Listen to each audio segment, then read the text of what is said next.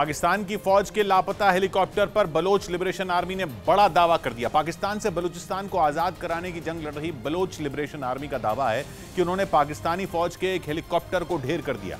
इस हेलीकॉप्टर में पाकिस्तानी फौज के बड़े अफसर लेफ्टिनेंट जनरल सरफराज अली समेत 6 लोग मौजूद थे और यह हेलीकॉप्टर बलूचिस्तान के आसमान में काफी नीचे उड़ान भर रहा था जब वो अचानक गायब हो गया। बलोच लिबरेशन आर्मी के मुताबिक जनरल सरफराज अपने कई साथियों के साथ उस हेलीकॉप्टर में मौजूद थे। उसी वक्त बीएलए के लड़ाकों ने उस हेलीकॉप्टर पर निशाना साधते हुए स्ट्रिंगर मिसाइल चला दी।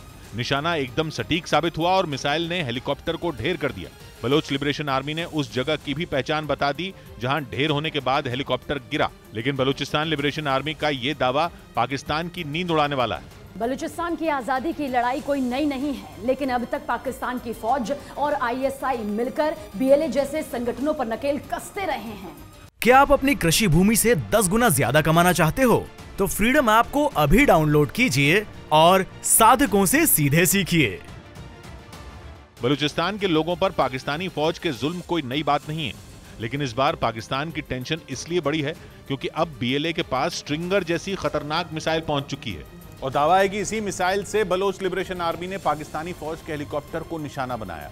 अमेरिका में बनी स्ट्रिंगर मिसाइलों का इस्तेमाल यूक्रेन में चल रही जंग में भी बड़े पैमाने पर हो रहा है। ये ऐसी मिसाइलें हैं जो हल्की हैं और सटीक निशाना लगाने में बेजोड़ भी हैं। खास बात यह कि चाहे जमीन से हवा में निशाना लगाना हो या हेलीकॉप्टर में बैठकर मिसाइल दागनी पड़े, स्ट्रिंगर मिसाइलें दोनों ही कामों में बेजोड़ हैं। लेकिन बीएलए जैसे संगठनों के लिए ये स्ट्रिंगर मिसाइल बेहद उपयोगी है। सबसे बड़ी वजह यह है कि इसे दागने के लिए बहुत ज्यादा तकनीकी जानकारी जरूरी नहीं है और दूसरी बात यह कि इसे एक पोर्टेबल लॉन्चर से दागा जा सकता है। मतलब इतना छोटा लॉन्चर कि एक आदमी कंधे पर लॉन्चर को रखकर मिसाइल दाग सकता है। और पाकिस्तान के लिए बड़ी टेंशन यह है कि अब ऐसी ताकत बलोच लिबरेशन आर्मी के लड़ाकों के पास पहुंच चुकी है। बंदूकों और बमों की तो पहले से ही उनके पास कोई कमी नहीं थी। अब बलोच लिबरेशन आर्मी के हमले न सिर्फ बढ़े हैं बल्कि तेज भी हुए हैं। पहले फरवरी में पाकिस्तानी फौज की टुकड़ियों पर बलोच लिबरेशन आर्मी ने बड़ा हमला किया था। बीएलए ने उस हमले में पाकिस्तानी फौज के 100 से ज्यादा जवानों को मारने का दावा किया था। इसके बाद अप्रैल में कराची में एक आत्मघाती हमला हुआ जिसमें 11 लोगों की जान चली गई थी। सबसे बड़ी बात यह थी कि यह हमला कराची यूनिवर्सिटी में चीन की भाषा सिखाने वाले सेंटर के सामने हुआ था और हमले में चीन के 6 नागरिकों के मरने की खबर आई थी। ये पाकिस्तान के लिए बड़ा झटका होने की वजह इसलिए थी क्योंकि बीएलए लगातार पाकिस्तान में चीन का विरोध कर रहा है। आरोप लगते रहे हैं कि बलूचिस्तान के संसाधनों को पाकिस्तान की सरकार चीन को बेच रही है, लेकिन इस बार जिस हमले की जिम्मेदारी बलूचिस्तान के क्रांतिकारियों ने ली वो पाकिस्तान की फौज के लिए बहुत बड़ा झटका है, क्योंकि इस हमले के जरिए पाकिस्तान की फौज के चेहरे से मुखौटा उतारने की कोशिश की गई है। बाढ़ की मार झेल रहे बलूचिस्तान में पाकिस्तान की फौज राहत और बचाव का अभियान चला रही है और दावा यह किया जा रहा था कि पाकिस्तान की फौज का यह हेलीकॉप्टर भी राहत और बचाव के काम में ही लगा हुआ है।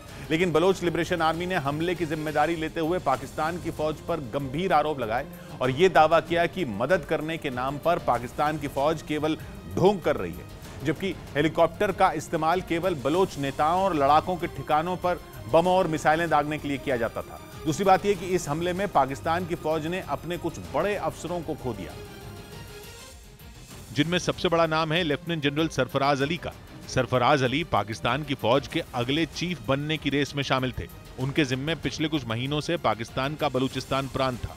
बलोच क्रांतिकारियों के निशाने पर वो लंबे वक्त से थे।